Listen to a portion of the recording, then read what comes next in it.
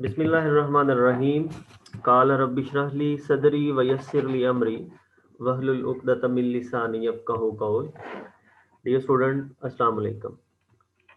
Today we are going to discuss about basic concepts, some definitions, and many more things related to maths.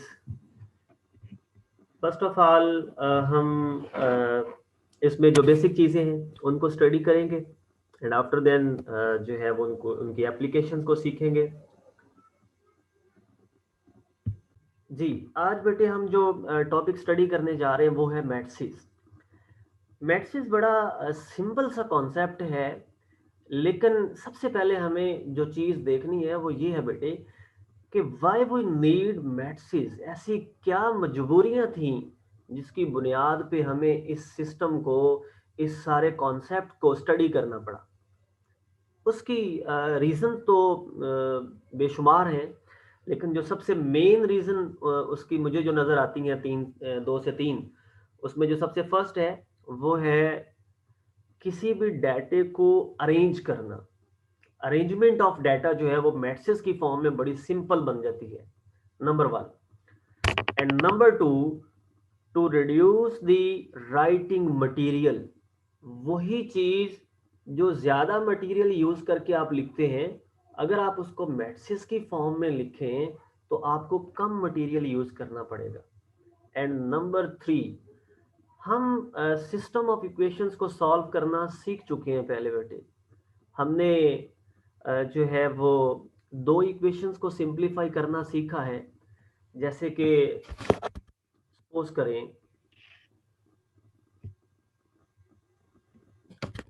हमारे पास 2x plus 2y is equal to 0, 3x minus 5y equal to 3। अब ये एक system of equation है। System of equation क्या होते हैं? Combination of equation या एक से ज्यादा इक्वेशंस कंबाइन फॉर्म में आ जाए तो हम उसको सिस्टम ऑफ इक्वेशन कहते हैं।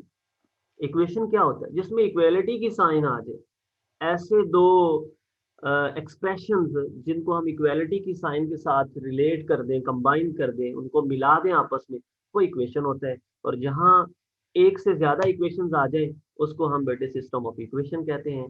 इस सिस्टम ऑफ इक्वेशन को हम सिंप्लीफाई करें तो हम या तो एक्स के कॉफिशिएंट्स को आपस में जो है वो मिला लेते थे, सेम कर लेते थे, या फिर वाई के कॉफिशिएंट को सेम कर लेते थे। और सेम करने के बाद हम उनको सिंप्लीफाई करते थे, वहां से हमें एक वेरिएबल की वैल्यू मिलती थी। वो वैल्यू इन दोनों में से किसी एक इक्वेशन में पुट करें तो सेकंड वेरिएबल की आपको वैल्यू मिल जाती है। अब ये जो सिस्टम ऑफ इक्वेशन है, अगर इसको हम मैट्रिक्स की फॉर्म में लिखें तो हम कुछ इस तरह से लिखेंगे, 2 3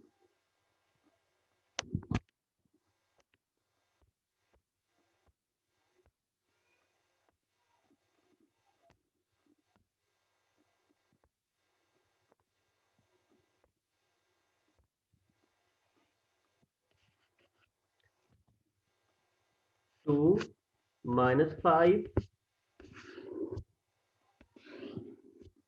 और इसके साथ x and y is equal to 0 and 3।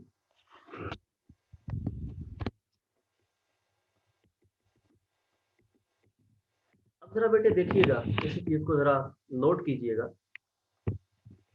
अगर हम सिस्टम ऑफ इक्वेशन में एलिमेंट्स को काउंट करें तो ये नंबर 1 एलिमेंट, ये नंबर 2, ये नंबर 3, इसमें साइन को भी हम काउंट करेंगे, नंबर 4 5 6 7 8 9 10 11 12 13 एंड 14 एलिमेंट्स हमने लिखे। हम इन सारी चीजों को भी छोड़कर बड़ा सिंपल तरीके से हम कंपैरिजन कर सकते हैं। हम यहाँ से ही देख सकते हैं कि अगर एक्स और वाई की बात कर ले, सिर्फ बाकी सारी चीजें हम छोड़ दें, अगर एक्स को देखें तो हमने यहाँ पे एक्स को 2 दफा लिखा है, y को देखें तो y को भी 2 दफा लिखा है, लेकिन इस पूरे सिस्टम में अगर हम नोट करें x भी 1 दफा लिखा गया है, y भी 1 दफा लिखा गया है, यानी उससे आपने जो नंबर ऑफ वेरिएबल्स थे वो हाफ कर दिए। इसी तरह इक्वल की साइन है बेटे, यहाँ पे 2 दफा इक्वल की साइन थी, यहाँ पे 1 दफा है। ये मैंने एक छोटा सा सिस्टम आपके सामने रखा था। हमारे पास n नंबर ऑफ टर्म्स का सिस्टम होता है बेटे।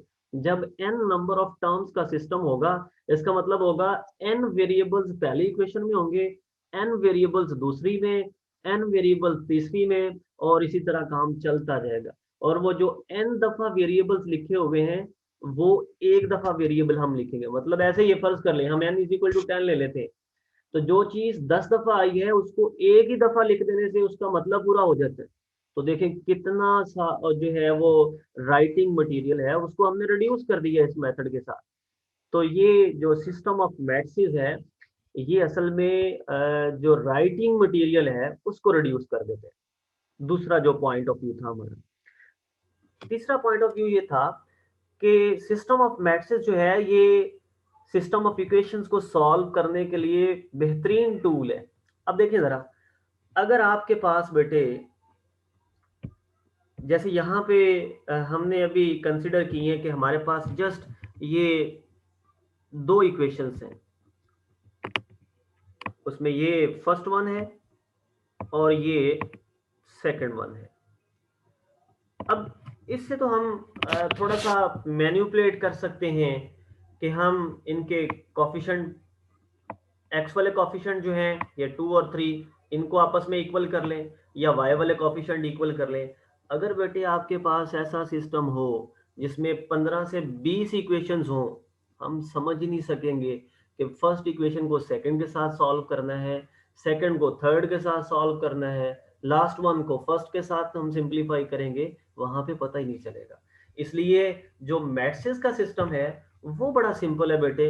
उससे हम डायरेक्ट जो उसके मेथड्स हैं, इनवर्स वाला मेथड है, हम उसके साथ सिंप्लीफिकेशन के साथ उसको बगैर कुछ सोचे एक जो रूल उसका जो है वो डिफाइन किया गया है, तो उसका आप डिटर्मिनेंट निकालें, उसका आप एडजॉइंट निकालें, एंड देन आप उसका इनवर्स निकाल सकते हैं, और फिर वहां से वो इक्वेशन में वैल्यू पुट करके आप सिंपल उनके तमाम वेरिएबल्स की वैल्यू इजीली फाइंड आउट कर सकते हैं। ये सबसे बड़ा बेनिफिट है मैथ्स का। तो अगर कोई हमसे पूछे what is the benefits of the maths, तो नंबर 1 इसमें जो है वो डेटा को अरेंज करना आसान है। नंबर 2 राइटिंग मटेरियल को रिड्यूस कर देता है।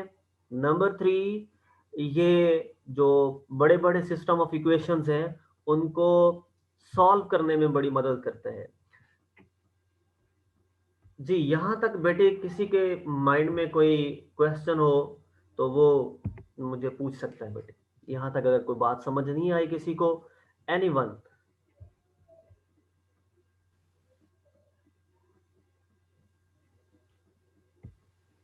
जी बेटे, यहाँ तक क्लियर है सबको?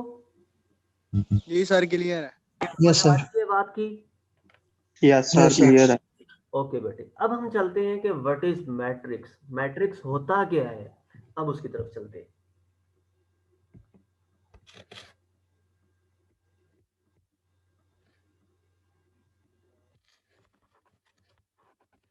जी, इसकी बेटे जो बेसिक डेफिनेशन है वो ये है कि ए मैट्रिक्स इज ए रेक्टेंगुलर अरे। अरे को कहते हैं बेटे arrangement of elements enclosed in pair of brackets. Pair of brackets के अंदर एक रेक्टेंगुलर अरेंजमेंट जो है एलिमेंट्स को हमने उसको बंद कर देना है, और ये जो भी स्ट्रक्चर बनेगा बेटे उसको हम मैट्रिक्स बोलेंगे।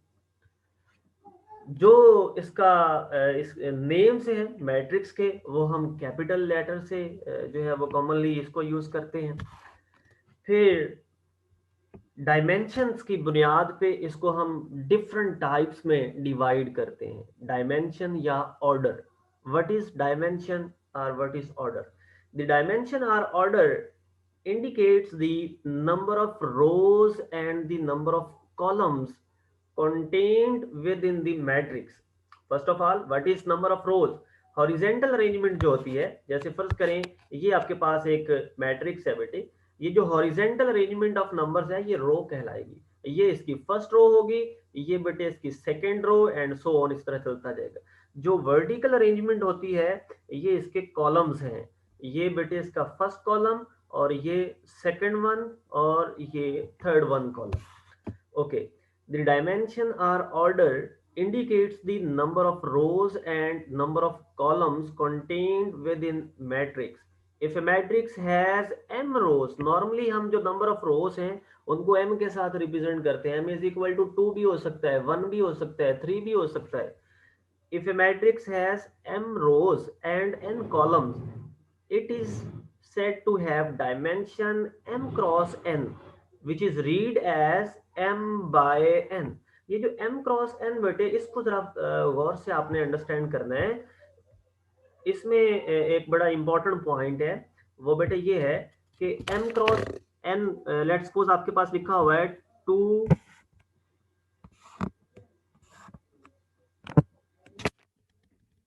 1 मिनट।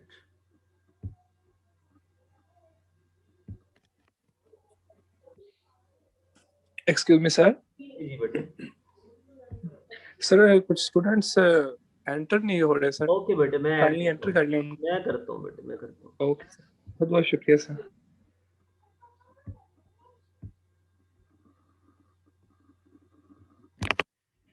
जी बेटे, जैसे लेट्स सपोज 2 क्रॉस 3 है, तो इसका हरगिज़ ये मतलब नहीं है कि आप इसको 6 कंसिडर कर ले। ओके, 2 क्रॉस 3 का मतलब यहाँ पे क्रॉस जो है वो सिर्फ एक सिंबल है, मल्टीप्लिकेशन की वो वाली सिंबल नहीं जो हम नॉर्मल रूटीन में यूज करते हैं। ये सिर्फ रोज और कॉलम की सेपरेशन के लिए यूज करते हैं। और जब भी इस फॉर्म में ऑर्डर लिखा हो तो आपको 100% इसके बारे में श्योरिटी होनी चाहिए कि ये जो फर्स्ट नंबर होता है ये आपकी रोज होंगी और जो सेकंड नंबर है ये आपके कॉलम्स होंगे। तो हम इस ऑर्डर से भी मैट्रिक्स की डिस्क्रिप्शन जो है वो कर सकते हैं, उनकी डिस्टिंक्शन जो है वो भी कर सकते हैं कि ये कॉलम मैट्रिक्स बनता है, रो मैट्रिक्स बनता है, स्क्वायर है या रेक्टेंगुलर है, इस तरह की चीजें। तो आपने याद रखना है कि जब भी आप किसी मैट्रिक्स का ऑर्डर लिखें तो फर्स्ट ऑफ ऑल आप उसकी नंबर ऑफ रोज को काउंट करेंगे और क्रॉस लिख दें, या फिर आप उसकी जगह पे बाय लिख दें और बाद में सेकंड नंबर पे नंबर ऑफ आप कॉलम्स लिखेंगे बेटे।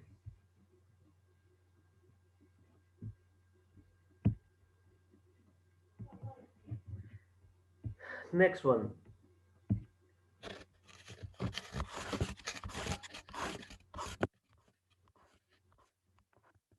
Generalise form of matrix.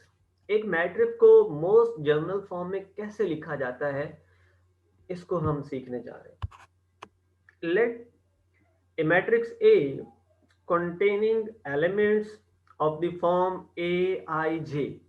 अब i जो है ये इसकी रो की लोकेशन को रिप्रेजेंट करेगी, यानी जो फर्स्ट इंडेक्स है, और बेटे जो सेकंड इंडेक्स j है ये इसके कॉलम की लोकेशन को रिप्रेजेंट करेगी। अगर फर्स्ट कॉलम है तो j की जगह पे 1 आएगा, अगर सेकंड कॉलम है तो j की जगह पे 2 आएगा।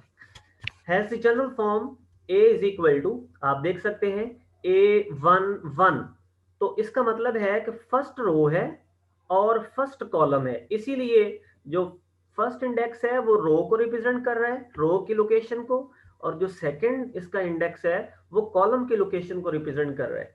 अगर आप इस एलिमेंट पे फोकस करें बेटे तो ये फर्स्ट रो में आ रहा है, तो इसका मतलब आपने फर्स्ट इंडेक्स 1 लिख दिया, और ये फर्स्ट कॉलम था, ये सेकंड कॉलम है, तो इसकी लोकेशन सेकंड कॉलम में बन रही थी, तो आपने यहाँ पे 2 लिख दिया बेटे। इसी तरह 1 3 आ जाएगा, 1 4 आ जाएगा, चलते चलते चूंकि आपके पास जो नंबर ऑफ कॉलम्स हैं वो n तक है तो ये 1n तक जाएगा।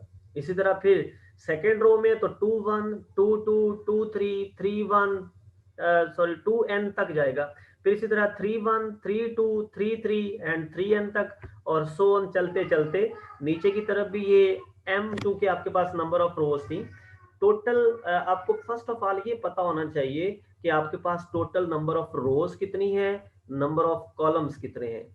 जैसे यहाँ पे बेटे हमारे पास m जो थी वो रोज थी और n जो था वो कॉलम्स थे। तो आपने इसीलिए बेटे ये फर्स्ट रो, ये सेकेंड रो, फिर थर्ड, फिर फोर, फिर 5 एंड सो ऑन, चलते चलते ये mth रो बन गई। तो बेटे देखिए यहाँ पे हमने फिर m यूज कर लिया। अगर आप कॉलम्स की बात करें बेटे, ये आपका फर्स्ट कॉलम, ये सेकेंड कॉलम, फिर आगे थर्ड कॉलम, सो ऑन चलते चलते ये nth कॉलम था, तो आपने यहाँ पे n यूज कर लिया। तो ये इसकी बेटे जर्नल फॉर्म है किसी भी मैट्रिक्स की। अगर आप इसको शॉर्टकट मेथड में लिखना चाहें तो वो लिखने का तरीका बेटे आपके पास कुछ ये है, जहां पे आप क्या करेंगे, इन तमाम एलिमेंट्स को रिप्रेजेंट करने के लिए आप एक ही एलिमेंट जर्नल फॉर्म में यूज करेंगे। जैसे यहाँ पे हमने बेटे ए आई जे यूज कर लिया। अब ये जो आई जे है इनके ऊपर हम कंडीशन लगा देंगे। जैसे कि हमने लगा दी कंडीशन कि आई जो है यानी ये जो फर्स्ट इंडेक्स है वो m तक जाएगा और जो सेकंड इंडेक्स है वो बेटे n तक जाएगा। या इसका अल्टरनेटिव वे ये है कि आप ये ऑर्डर साथ ना लिखें, आप क्या करें, आई जे के ऊपर सेपरेटली कंडीशन लगा दें कि आई की वेरिएशन जो है बेटे वो 1 से शुरू होती है, 1 2 3 एंड सो ऑन m तक जाती है, और जे की वेरिएशन जो है वो 1 2 3 सो ऑन n तक जा रही है। तो आप इस तरह सेपरेट आई जे की जो रिस्ट्रिक्शंस हैं वो लगाकर रिप्रेजेंट कर सकते हैं, या फिर बेटे इस तरह ऑर्डर की फॉर्म में उसको डिनोट कर सकते हैं।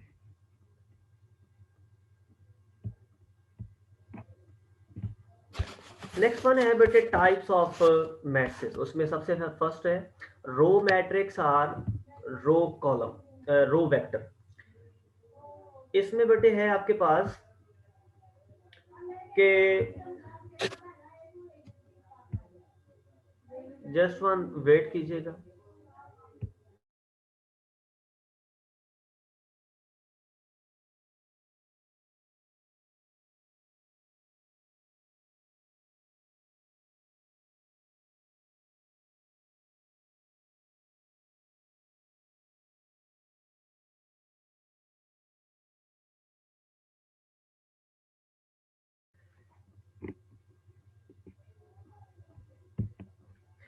जी, row matrix, a matrix which has only one row is called row matrix or row vector। जैसे आप मैट्रिक्स ए को देख रहे हैं उसमें एक ही रो है तो आप इसको रो मैट्रिक्स कह देते हैं। अगर जस्ट ये मैट्रिक्स 4 तक ही यहाँ पे क्लोज हो जाता तो फिर भी इसमें बेटे एक ही रो थी, फिर भी इसको हम रो मैट्रिक्स बोलते। और जो इसका ऑर्डर है जी, अली हसन बेटे नंबर 27, म्यूट करें अपने माइक को जी। और इसका ऑर्डर बेटे हम लिखेंगे यहाँ से। फर्स्ट ऑफ ऑल हम इसकी नंबर ऑफ रोज को काउंट करेंगे, तो 1 इसकी रो है, आपने 1 लिख दिया। फिर नंबर ऑफ कॉलम्स इसके जो है वो काउंट करेंगे, ये फर्स्ट कॉलम, ये सेकंड, ये थर्ड, ये फोर्थ, तो 1/4 इसका ऑर्डर हो गया। अगर ये मैट्रिक्स ना भी दिया गया हो, आपको जस्ट ये ऑर्डर दे दिया जाए तो आप इस 1 से पहचान सकते हैं। अगर किसी के स्टार्ट पे 1 लिखा हो बेटे, इसका मतलब उसकी एक ही रो होगी, तो फिर वो रो वेक्टर या रो मैट्रिक्स होगा। जैसे जर्नल फॉर्म में अगर आपने लिखना है तो AI1 I2 I3 so on IN लिख सकते हैं, बल्कि यहाँ पे I की बजाय जो है तो आप 1 लिखेंगे, 1 1 1 2 1 3 एंड 1N। ये बाय मिस्टेक यहाँ पे बुक में लिखा हुआ है, आपने ये ठीक कर लेना है। नंबर 1 पे 1 है, ये 1 होल रो में, तो इसका ऑर्डर भी 1 × n बनेगा। तो यहाँ से भी अंदाजा हो गया कि ये रो मैट्रिक्स। कॉलम मैट्रिक्स ऐसे ही जैसे रो मैट्रिक्स था, इसमें जिसमें सिंगल कॉलम हो बेटे, आप एग्जांपल में देख सकते हैं कि एक ही कॉलम है, उसको कॉलम मैट्रिक्स कहते हैं। तो जनरल फॉर्म में अगर आप इसको रिप्रेजेंट करना चाहें तो I1j 2j 3j so on n तक इसकी रोज जा रही, तो nj बेटे लिखते हैं इसको। और इसके ऑर्डर से भी बेटे आप इसी तरह पहचान सकते हैं, 4 × जो है वो 1, और बल्कि यहाँ पे भी j लिखने की जरूरत नहीं है, ये बुक के अंदर मिस्टेक है, आप इसको करेक्ट करें। यहाँ पे आप लिखेंगे 1 1 2 1 3 1 एंड n1, ये लास्ट पे n1 आएगा, तो यही इसका ऑर्डर बनेगा n × 1। Rectangular and square matrix बड़ा सिंपल सा है बेटे, आप नंबर ऑफ रोज काउंट करें और नंबर ऑफ कॉलम्स काउंट करें। अगर दोनों किसी मैट्रिक्स के नंबर ऑफ रोज और नंबर ऑफ कॉलम्स आपस में सेम होना बेटे, तो वो स्क्वायर मैट्रिक्स होता है, वो स्क्वायर मैट्रिक्स होता है। तो यही लिखा हुआ if m is equal to n then matrix is called square matrix. m mean उसकी नंबर ऑफ रोज और n मीन उसके नंबर ऑफ कॉलम। तो बेटे अगर वो स्क्वायर मैट्रिक्स है तो फिर उसका ऑर्डर लिखना भी दो एलिमेंट्स में लिखने की जरूरत नहीं है, आप जस्ट m लिख दें या जस्ट n लिख दें, मतलब अगर 2 into 2 ऑर्डर है तो अकेला 2 लिख दें, कोई फर्क नहीं पड़ता। और अगर ये नंबर ऑफ रोज और कॉलम्स इक्वल ना हो बेटे तो वो रेक्टेंगुलर मैट्रिक्स होता है, उसमें m और n जो है उनकी दोनों की जो काउंटिंग है वो डिफरेंट होती है, m not equal to n होता है। उसके बाद है बेटे a square matrix of order m cross m may be written a matrix of order m। जो बात अभी मैंने रिपीट की थी कि अगर 2 into 2 ऑर्डर है तो आप अकेला 2 लिख सकते हैं, वही उसका ऑर्डर कहलाएगा। नल मैट्रिक्स या जीरो मैट्रिक्स, इसके नेम से ही जाहिर है कि ऐसा मैट्रिक्स जिसके तमाम एलिमेंट जीरो हो उसको हम जीरो मैट्रिक्स कहते हैं, और इसको बिग ओ से हम डिनोट करते हैं। अगर किसी मैट्रिक्स के अंदर सिंगल जीरो लिखा हुआ है और उसके अलावा कुछ नहीं लिखा तो वो भी जीरो मैट्रिक्स है। अगर इस तरह से 4 एलिमेंट जीरो हैं तो वो भी, और इसी तरह मतलब जितने एलिमेंट्स उसमें आ रहे हैं वो तमाम जीरो होने चाहिए, वो एलिमेंट 2 हो 3 हो 4 हो जैसे भी हो कोई मसला नहीं है, वो नल मैट्रिक्स ही कहलाएगा। Transpose of A matrix, if A is a matrix of order m cross n then interchange the order. Order कैसे इंटरचेंज होगा, हम उसकी रोज को कॉलम बना देंगे या कॉलम्स को रोज बना देंगे। जब आप रोज को कॉलम्स में या कॉलम्स को रोज में इंटरचेंज कर देंगे ऑटोमेटिकली उसका ऑर्डर चेंज हो जाएगा, अगर वो स्क्वायर मैट्रिक्स नहीं है, एक्सेप्ट स्क्वायर मैट्रिक्स। यानी स्क्वायर मैट्रिक्स एक ऐसा मैट्रिक्स है जिसका ट्रांसपोज लेने से भी ऑर्डर चेंज नहीं होता, लेकिन उसके अलावा बाकी जितने मैट्रिक्स हैं उनका आप अगर ट्रांसपोज लेते हैं, जब आप उनकी रोज को कॉलम्स में चेंज करते हैं तो उसका ऑर्डर चेंज हो जाता है। जैसे ये एग्जांपल से जाहिर है, ये एक मैट्रिक्स है जिसमें ये first row second third four यानी फोर्थ रोज है, फर्स्ट कॉलम सेकंड कॉलम और थर्ड कॉलम, यानी 4 रोज और 3 कॉलम्स हैं। जब आप इसका जो है ट्रांसपोज लेंगे तो हम क्या करेंगे बेटे, हम जो फर्स्ट रो होगी इसकी उस फर्स्ट रो को बेटे फर्स्ट कॉलम में इंटरचेंज कर देंगे। ये जो फर्स्ट रो है हम इसको यहां से उठाएंगे, इसको फर्स्ट कॉलम में चेंज कर देंगे। ओके, इसी तरह बेटे जो सेकेंड रो होगी, ये जो हमारे पास सेकेंड रो है इसको हम यहां से बेटे उठाएंगे, सेकेंड कॉलम बना देंगे। यानी एक रो को उठाना है उसको कॉलम की फॉर्म में लिख देना है, फिर दूसरी रो को उठाना है दूसरे कॉलम की फॉर्म में लिख देना है। इसी तरह आपने जितनी भी उसकी रोज हो उन सब के कॉलम बना देने, वो जो भी रिजल्ट आएगा बेटे वो आपका ट्रांसपोज कहलाएगा। अब देखो जरा गौर से देखिए जरा, अगर आप फर्स्ट जो मैट्रिक्स है इसका ऑर्डर अगर आप काउंट करें तो ये फर्स्ट रो, ये सेकंड, ये थर्ड एंड फोर्थ, इसमें फोर्थ रोज है और 3 कॉलम्स हैं, तो इसका ऑर्डर बना 4 into 3। अगर आप इस मैट्रिक्स की बात करें तो इसमें 3 रोज हैं और इसमें बेटे 4 कॉलम्स हैं। तो देखें दोनों में अगर आप कंपैरिजन करें तो ये 4 into 3 है और ये 3 into 4, इट मींस ये चेंज हो गया, ऑर्डर चेंज हो गया। तो यही बात यहाँ पे लिखी हुई थी, m into n, और फिर उसको आप n into m की फॉर्म में चेंज कर दें अगर, तो जो रिजल्ट मिलेगा आपको वो आपका ट्रांसपोज कहलाएगा। तो ट्रांसपोज लेना बड़ा आसान है, आप जस्ट उसकी रोज को कॉलम्स में चेंज कर दें। फिर उसके बाद है इक्वल मैट्रिसेस। इक्वल मैट्रिसेस वो होते हैं जिनका ऑर्डर भी सेम हो और एलिमेंट्स भी सेम हो। ये बात बड़ी नोटेबल है बेटे। Two matrices of the same order are said to be equal if their corresponding entries, corresponding entries क्या होते हैं बेटे, corresponding entries का मतलब है जैसे ये फर्स्ट एलिमेंट है ना, ये एलिमेंट इस फर्स्ट एलिमेंट का कॉरस्पॉन्डिंग होगा, ये जो सेकंड एलिमेंट है ये इस सेकंड का कॉरस्पॉन्डिंग होगा। अब सेकंड में यहाँ पे 2 चीजें लिखी है, दरमियान में सिंबल है 2 - 7, हमने इसको सिंप्लीफाई करना है। 2 - 7 का मतलब -5, तो ये भी असल में -5 है, ये भी असल में -5 है।